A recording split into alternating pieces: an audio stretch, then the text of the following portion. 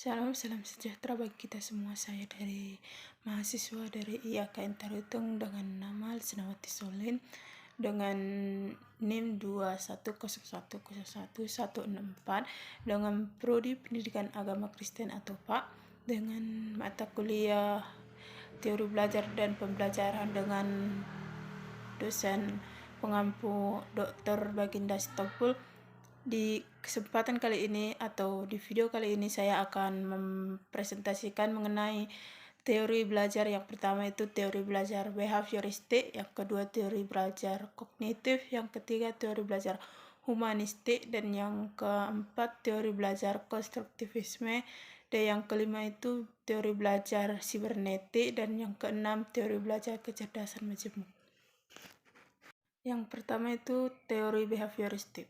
Teori behavioristik adalah perubahan tingkah laku sebagai akibat adanya interaksi antara stimulus dengan respon yang menyebabkan siswa mempunyai pengalaman baru.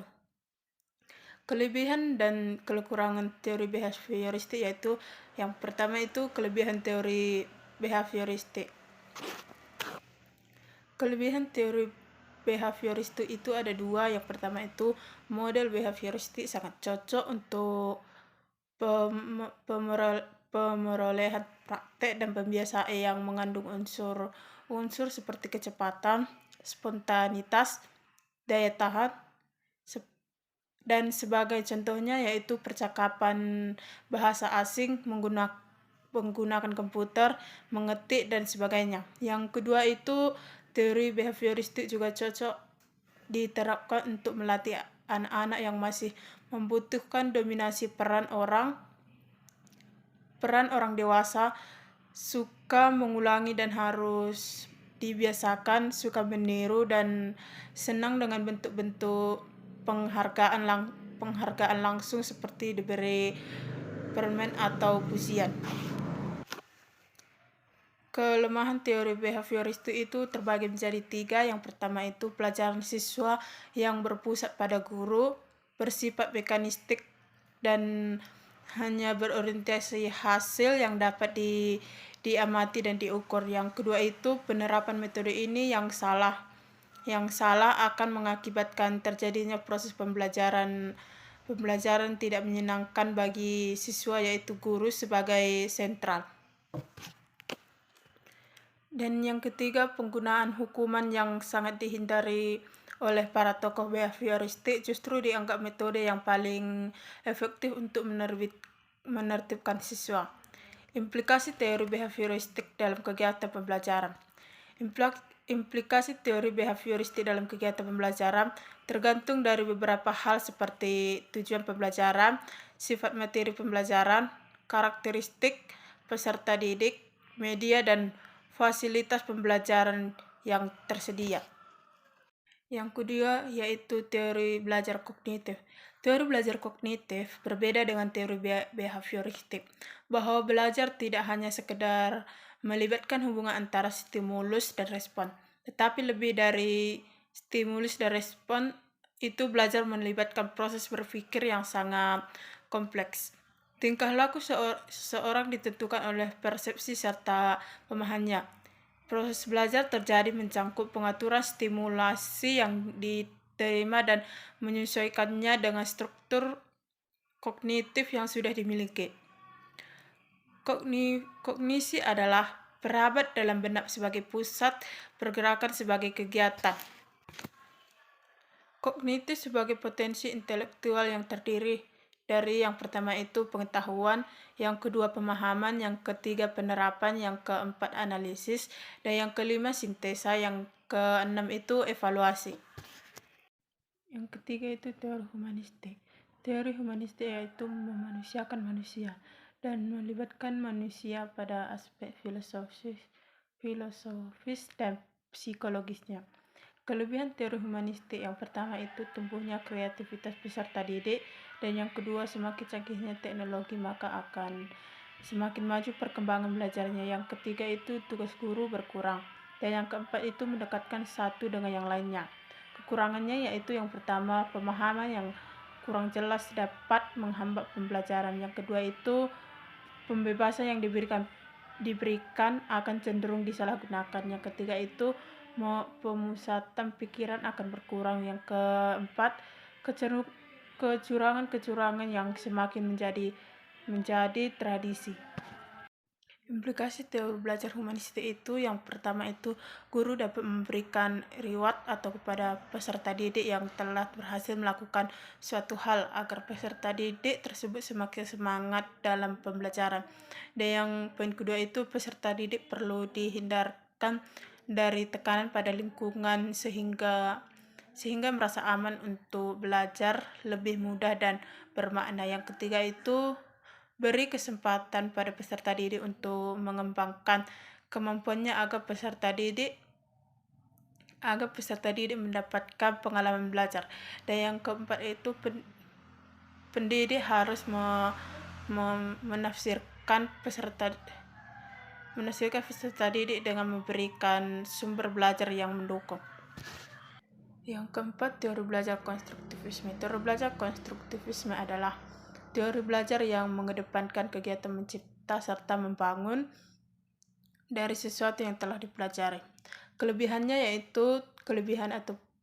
teori belajar ini yaitu yang pertama itu melatih siswa supaya menjadi pribadi yang mandiri dan mampu memecahkan masalah. Dan yang kedua itu menciptakan kreativitas dalam belajar sehingga tercipta suasana kerja yang lebih nyaman dan kreatif. Yang ketiga itu melatih siswa untuk belajar bekerja sama dan terlibat langsung dalam melakukan kegiatan. Dan yang keempat itu menciptakan pembelajaran yang lebih bermakna. Dan yang kelima itu melatih siswa berpikir kritis dan kreatif. Kekurangan teori belajar konstruktivisme yang pertama itu sulitnya mengubah keyakinan guru yang sudah terstruktur menggunakan pendekatan tradisional serta selama bertahun-tahun. Yang kedua itu dalam penerapan teori belajar konstruktivisme, guru harus memiliki kreativitas dalam merencanakan pembelajaran dan memilih atau menggunakan media. Yang ketiga itu siswa dan orang tua memerlukan waktu beradaptasi dengan proses belajar dan mengajar yang baru.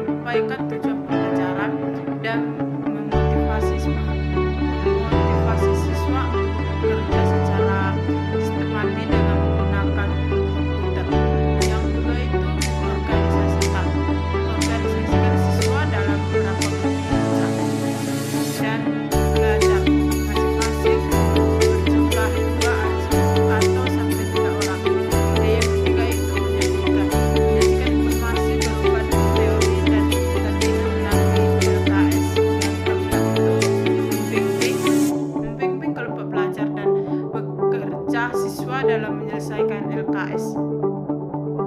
Yang kelima itu mengarahkan siswa dalam melakukan manipulasi matematis dengan menggunakan software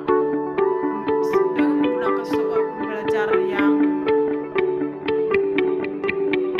memahami konsep matematika secara utuh. Dan yang keenam itu mendiskusikan hasil manipulasi tersebut dan menjadikan sebagai konsep konseptual matematika. Dan yang ketujuh itu memberikan penghargaan pada kelompok yang telah mempresentasikan hasil diskusi kelompoknya. Poin pertama yaitu pengertian kecerdasan majemuk.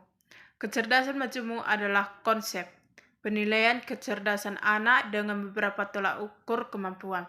Dalam buku berjudul Multiple Intelligence: The Theory and Practice, seorang psikologi bernama Howard Gordon menyatakan bahwa konsep kecerdasan majemuk melibatkan faktor. Kelebihan teori kecerdasan majemuk yang pertama itu pembelajaran dapat lebih fokus terhadap suatu kecenderungan kecerdasan dan punya hasil yang optimal. Dan yang kedua itu memberikan sudut pandang baru terhadap pengembang potensi manusia. Dan yang ketiga itu memberi harapan dan semangat baru. Keempat, membuka kesempatan pada si pembelajar untuk kritis dan berpikir terbuka. Dan yang kelima, menghindari adanya penghakiman terhadap manusia dari sudut pandang kecerdasan. Kekurangan dari teori kecerdasan majemuk ada dua.